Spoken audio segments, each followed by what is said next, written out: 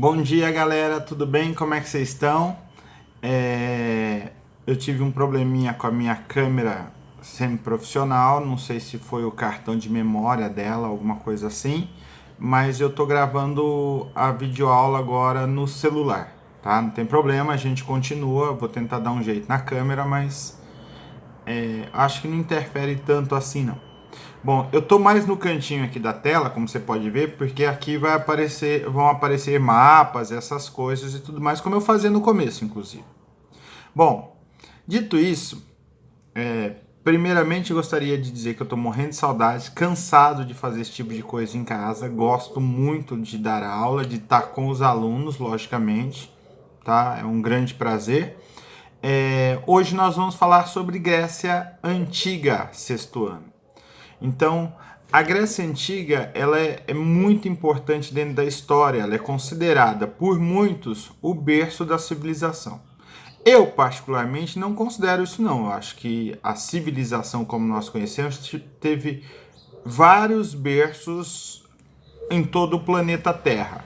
Mas uma das visões mais tradicionais diz que a Grécia foi o berço da civilização ocidental, da metade do planeta para cá, tá? Entre a Europa, o continente americano inteiro, a Grécia teria influenciado bastante.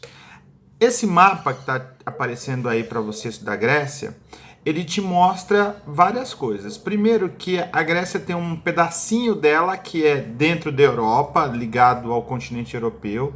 É o que a gente chama de Grécia continental. Depois tem um conjunto de ilhas, né? A Grécia insular.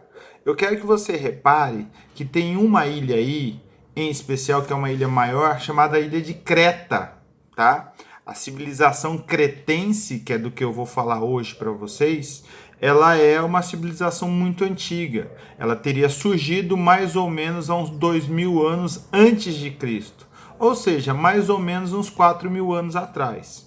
Ela é também chamada de civilização minoica, porque existe a lenda da existência do rei Minos.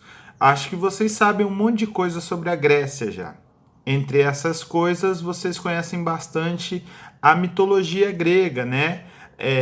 A lenda da Guerra de Troia, os deuses gregos. Tem uma galera grande que gosta de jogar aquele videogame God of War, que é do Kratos, ou Kratos em inglês, como o pessoal costuma falar. O Kratos não existia na Grécia, não, tá? Eu agora comprei um videogame, um PlayStation 4, tá? E tô aprendendo um pouco, pela primeira vez na minha vida, sobre videogames, tá? Então agora que eu tô começando a fazer uma coisa que vocês já fazem há muitos anos. Bom, mas dessa mitologia grega, que eu vou falar em outras aulas, uma importante é do rei Minos. O rei Minos ele teria sido o rei responsável pela criação, indiretamente, do Minotauro. Minotauro é o touro do rei Minos. Mas a história do Minotauro a gente vai contar em outro momento, tá? Não tem a ver agora. A civilização cretense ou minoica, ela é uma civilização muito antiga, como eu já falei. A gente sabe muito pouco sobre ela, a gente sabe que se desenvolveu ali uma economia e a estrutura da sociedade cretense é uma estrutura muito tradicional. Você tem a aristocracia, que são considerados os nobres, e embaixo você tem a população comum, tá? Ou seja, que não é nobre, é livre, não é escravo, mas é uma população que não é nobre. E quem governava as cidades cretenses nesse período seriam reis, membros da alguma família nobre, auxiliado por um grupo de guerreiros. Então você tem que imaginar toda essa sociedade, um grupo de guerreiros decidindo junto com o rei o que vai ser feito na sociedade. Eu acho que fica bem claro quando eu digo que um grupo de guerreiros governa, que é uma sociedade pronta sempre para a guerra, tá? Por que disso, professor Ricardo? Porque se você olhar novamente o mapa, você vai ver que a Grécia, boa parte dela é um conjunto de ilhas. São é uma região bastante rochosa, então eles têm terras para fazer agricultura e tudo mais, mas são poucas.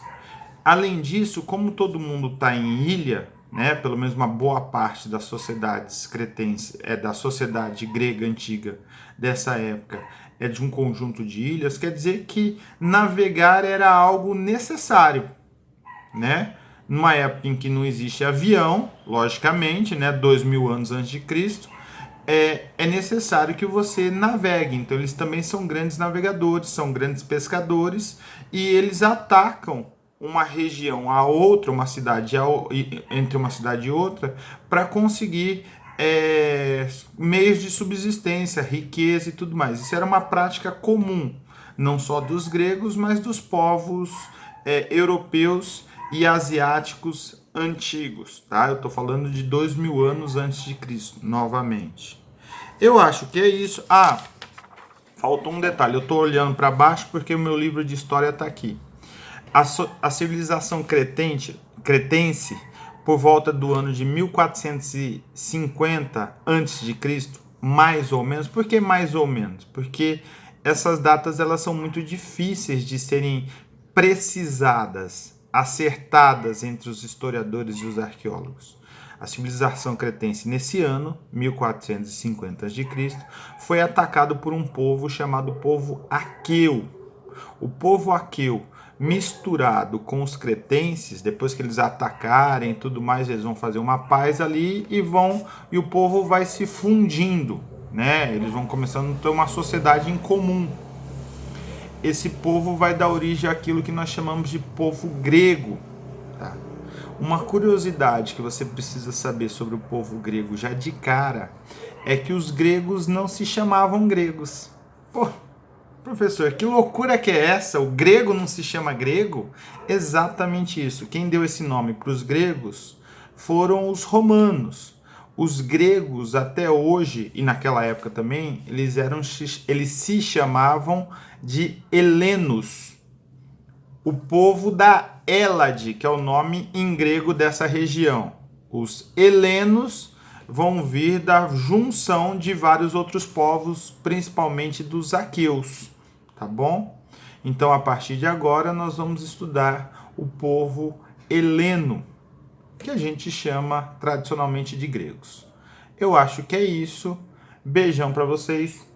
Tô morrendo de saudades. Desculpem os problemas técnicos. Muita coisa escapa do nosso controle, é lógico.